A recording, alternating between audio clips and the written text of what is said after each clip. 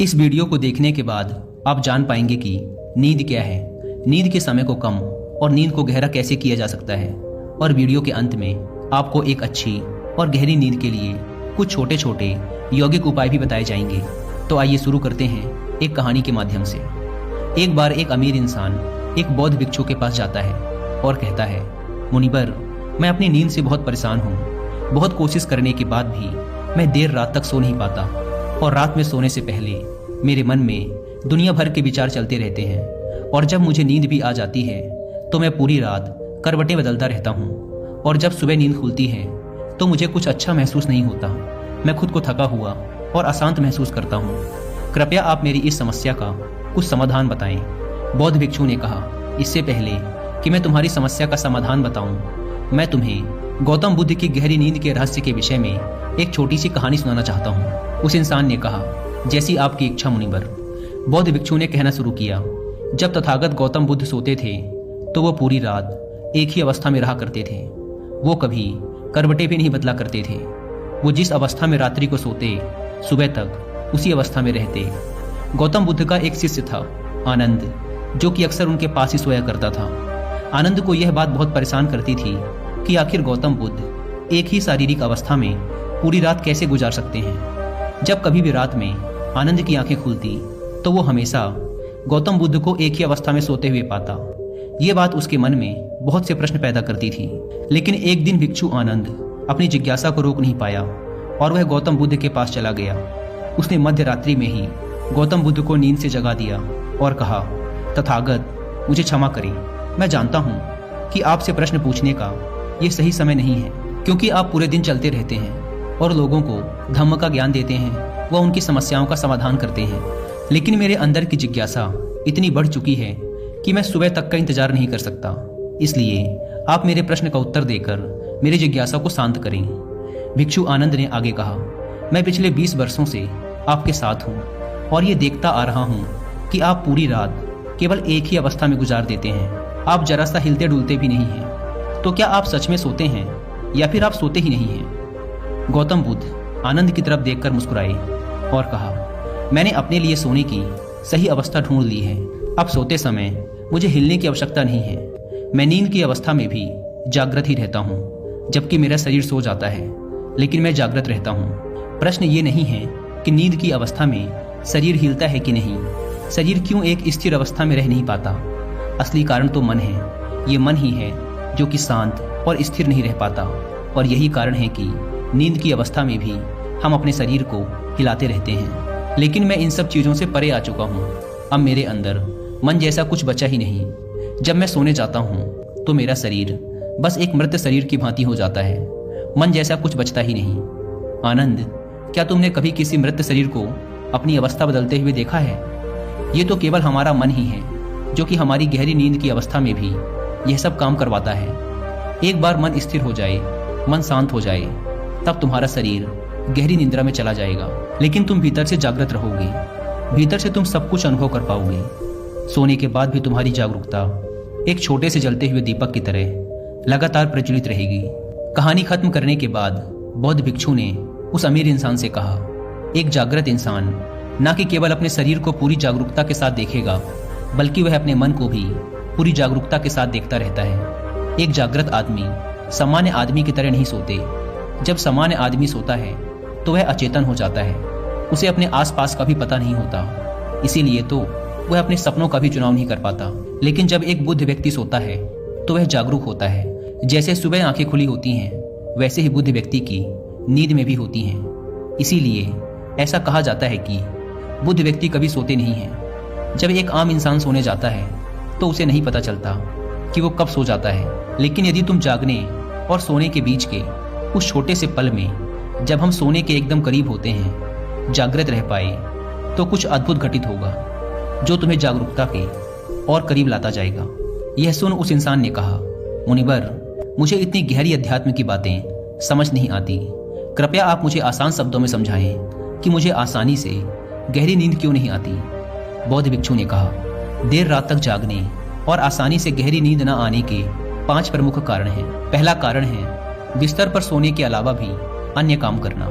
जैसे कि बहुत से लोगों की आदत होती है कि वो बिस्तर पर ही खाना खा लेते हैं, बिस्तर पर ही पढ़ाई करने बैठ जाते हैं और ऐसे ही बहुत से काम वो अपने शयन कक्ष में ही करते हैं। शयन कक्ष का अर्थ ही होता है सोने की जगह, लेकिन लोग इसे अन्य कामों के लिए भी प्रयोग करते हैं, जिससे हमारे मस्तिष्क में शयन कक्ष का एक निश्चित अर्थ नहीं रह जाता। इसीलिए फिर जब हम बिस्तर में सोने जाते हैं तो हमारा मन पूर्ण रूप से इस बात को स्वीकार नहीं कर पाता कि अब हमें सोना है, क्योंकि आपने इसकी उसी जगह पर अन्य कामों को करने की आदत डाल दी है। दोस्तों, अगर आज के समय के अनुसार बात करें तो हम फोन भी बिस्तर पर लेट कर ही चलाते हैं, ऑफिस का काम भी बिस्तर पर ही करते हैं, चाहे मूवी देखना हो, खाना खाना हो, वीडियो गेम खेलना हो या गप्पे मारना हो। आजकल लोग अपना अधिकतर समय बिस्तर पर यूं ही लेटे लेटे गुजार देते हैं, जिसकी वजह से हमारे मन में बिस्तर अब सिर्फ एक सोने की जगह नहीं रही। और ये एक बड़ा कारण है कि जब हम बिस्तर में सोने जाते हैं तो हमें घंटों तक नींद नहीं आती।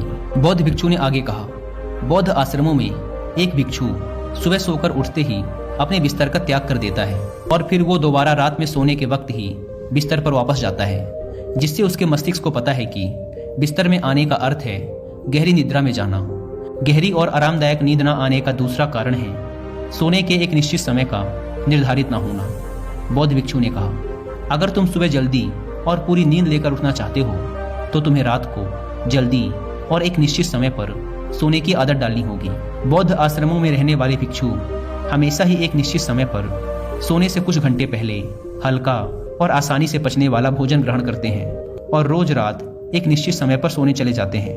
तो इस तरीके से वो एक निश्चित दिनचर्या का पालन करते हैं। दोस्तों, अगर हम अपनी आज की लाइफ स्टाइल की बात करें तो अधिकतर लोगों का ना तो सोने का समय फिक्स है और ना ही उठने का, और ना ही वो इस बात का ध्यान रखते कि रात का खाना हल्का और ज़रूरत से थोड़ा कम होना चाहिए, बल्कि उनका तो मेन खाना ही रात को होता है।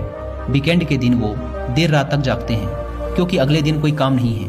अगर रात में मूवी देखनी शुरू कर दी तो चाहे कितनी ही रात हो जाए, मूवी पूरी करने के बाद ही सोने जाएंगे।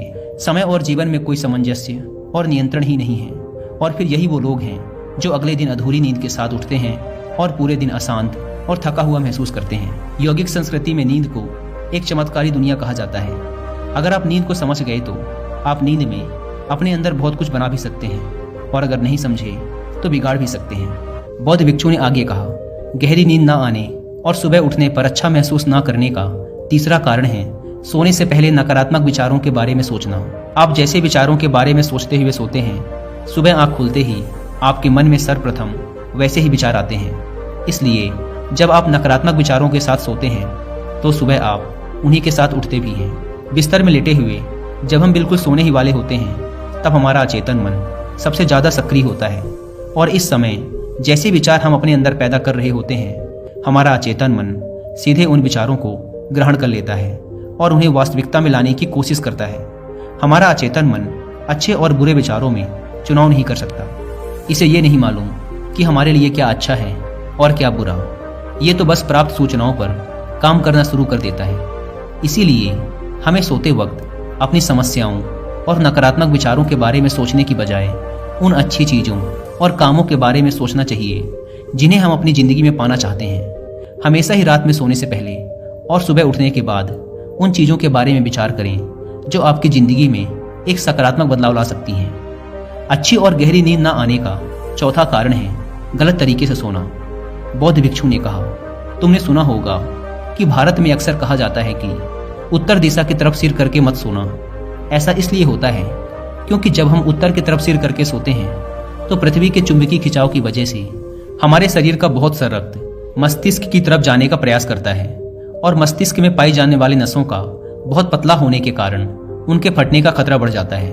और अगर कोई इंसान काफ़ी बुजुर्ग और कमज़ोर है तो उसकी मृत्यु भी हो सकती है।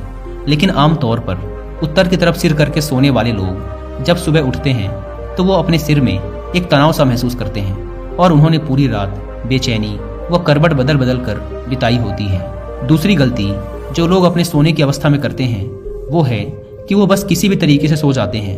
वो इस बात का ख्याल नहीं रखते कि उनकी रीढ़ की हड्डी सीधी है कि नहीं। लोग अक्सर पेट के बल या कैसे भी सो जाते हैं, जबकि हमें कोशिश करनी चाहिए कि या तो हम सीधे सोएं या फिर अपने बाएं तरफ की करवट लेकर सोएं। इससे शरीर के अंगों पर अतिरिक्त खिंचाव नहीं पड़ता। सोते वक्त ज़्यादा मोटे गद्दे का प्रयोग ना करें, क्योंकि इससे आपकी रीढ़ की हड्डी मुड़ती है और गहरी नींद में रुकावट आती है। साथ ही ज़्यादा मोटे तकिए का भी प्रयोग ना करें, क्योंकि इससे आपकी गर्दन ज़्यादा मुड़ती है और आपका शरीर तनाव महसूस करता है और यह आपकी गहरी नींद में एक रुकावट का कारण बनता है। देर रात तक नींद न आने और रात भर नींद में बेचैन रहने का 5वां कारण है बहुत अधिक मात्रा में और देर से पचने वाले भोज्य पदार्थों का सेवन करना। अगर आप रात में भारी और अत्यधिक तेल युक्त पदार्थों का सेवन करते हैं तो इससे हमारी नींद में भी व्यवधान पड़ता है, क्योंकि इन पदार्थों को पचने में काफ़ी ज़्यादा समय और ऊर्जा लगती है। इसलिए अगर आप ऐसे पदार्थों का सेवन करते हैं तो कोशिश करिए कि उन्हें सोने से लगभग 3 से 4 घंटे पहले ही खा लें। उस इंसान ने कहा, मुनिवर, मैं ये तो समझ गया कि गहरी और आरामदायक नींद न आने के क्या कारण हैं, लेकिन क्या अब आप ऐसे कुछ उपाय बता सकते हैं जिन्हें करने से हमें एक गहरी नींद लेने में सहायता मिले? बौद्ध भिक्षु ने कहा, मैं तुम्हें कुछ ऐसी क्रियाएं बता रहा हूँ जिन्हें तुम सोने से पहले या उठने के बाद कर सकते हो, जिससे तुम्हारी नींद तो गहरी होगी ही, साथ ही तुम्हारे जीवन में एक सकारात्मक बदलाव भी आएगा। और ये सारी ही क्रियाएं तुम्हें नहीं करनी है, इसमें से जो भी 2-3 क्रियाएं तुम्हारे लिए उपयुक्त बैठें तुम कर सकते हो। सबसे पहले कोशिश करो कि सोने से पहले हल्के गुनगुने पानी से स्नान कर लो। स्नान करने से हमारा शरीर जागृत और तनाव मुक्त हो जाता है। तुमने देखा होगा कि जब कोई इंसान स्नान करके आता है तो उसके भीतर से एक सकारात्मक ऊर्जा सी महसूस होती है। वो ज़्यादा खुश और तनाव मुक्त लगता है। इसका कारण ये है कि हमारा ज़्यादातर शरीर पानी है और पानी हमारे शरीर का एक बुनियादी हिस्सा है।